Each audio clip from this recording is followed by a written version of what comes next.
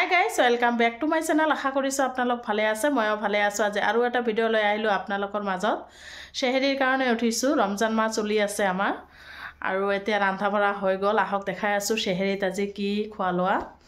ভাত বনালো, ভাতৰ লগত এয়া ৰঙালাও দিছো, ৰঙালাও চাটনি বনাম আৰু মাছৰ তৰকাৰীও আছে, আহক দেখাই আছো।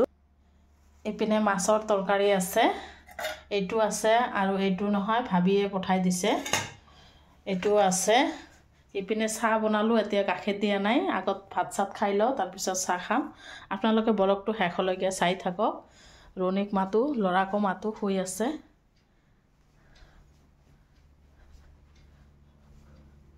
ৰণী, হাই গাইজ, এতিয়া দুপৰীয়া 12টামান বাজে। ঘৰৰ কাম কমপ্লিট কৰিলোঁ, বিছনাখিনি তুলি ল'লোঁ, ঘৰ দুৱাৰ সাৰি ল'লোঁ, মুচি ল'লোঁ আৰু পাকঘৰৰ কাঁহী বাতি আছিল কেইটামান ধুই ল'লোঁ। কাটা বাচাখিনি কৰি ল'লোঁ, কাৰণ আগবেলা কৰি থ'লে সুবিধা হয় আবেলি ইফতাৰী বনাবলৈ। পিঁয়াজ জলকীয়া কাটিলোঁ, দালিখিনি বটি ল'লোঁ, বুটটো সিজাই ল'লোঁ। গাইজ, এতিয়া আবেলি সময় হৈ গ'ল, ইফতাৰী এটা এটাকৈ আৰম্ভ কৰোঁ বনাবলৈ। ইফতাৰী বনাম, তাৰ আগতে সজনাখিনি কাটি ল'লোঁ, সজনা বনাম আৰু মটন বনাম, অলপ পোলাও বনাম। আলু, এইখিনি আলু মানে চিলাই লওঁ। আলুৰ পৰঠা বনাব খুজি আছোঁ, আলু পৰঠা বনাম। তেনেহ'লে চাই থাকক।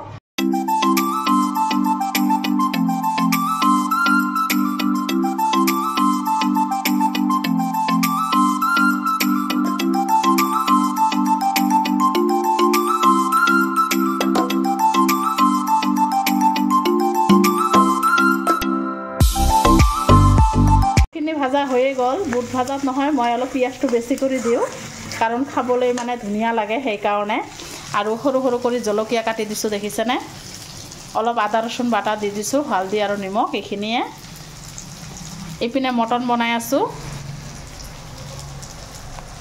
তাৰপিছত পোলাও বনাম। পোলাওৰ কাৰণে চাউলটো এইপিনে ধুই আছোঁ।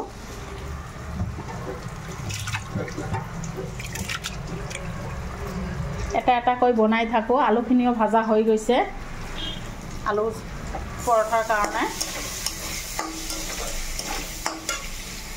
মটনখিনি ভাজা হৈ গ'ল, এতিয়া গৰম পানী দি দিম।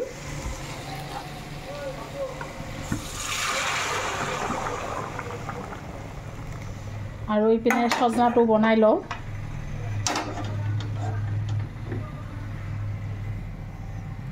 তেলখিনি গৰম হৈ গৈছে, এতিয়া পিঁয়াজ আৰু জলকীয়া দি দিওঁ। আৰু ইপিনে মটনৰ জোখমতে পানী দি দিলোঁ।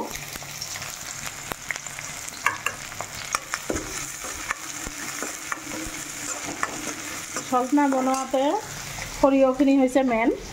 সৰিয়হ বাটা আৰু জিৰা বাটা দি দিম। সৰিয়হখিনি বাটি লৈছোঁ পাতাত। সজনাখিনি ধুই লৈছোঁ। দুবাৰ ধোৱা হৈছে, কিন্তু আজিকালি বালি নহয়, ইমান বালি। আৰু এবাৰ ধুই লওঁ।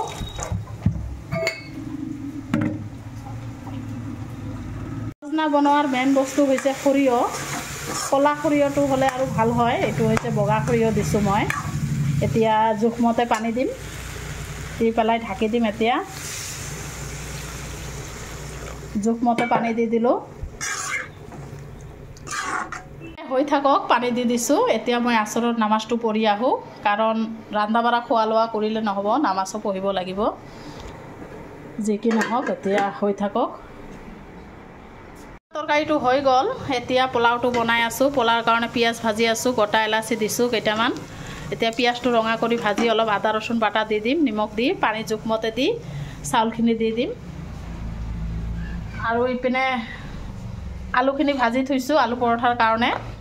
ইয়াত নহয়, অলপ জিৰা গুড়ি দিছোঁ আৰু আদা ৰচুন বাটা দিছোঁ, তেলত ভাজি লৈছোঁ, দুটা শুকান জলকীয়া। এতিয়া বনাই ল'ম। বুট বৰা পোলাও মাংস হৈ গ'ল, এতিয়া পৰঠাখিনি বনাই আছোঁ, আলু পৰঠা। মই বনাই আছোঁ, হাজবেণ্ডে ভাজি আছে, আহি পাইছে, সেইকাৰণে ভাজিব দিলোঁ। আৰু ইফতাৰী সময় হৈছে, এতিয়া লৈ যাওঁ, এটা এটাকৈ ইফতাৰী ওলাই লওঁ গোটেইবিলাক। আপোনালোকে ব্লগটো শেষলৈকে চাব, স্কিপ নকৰিব। আৰু নতুন নতুন ব্লগবিলাক জনে চাই প্লিজ এটাকৈ ছাবস্ক্ৰাইব মাৰি দিব। এতিয়া আমি ইফতাৰী কৰিবলৈ বহিম।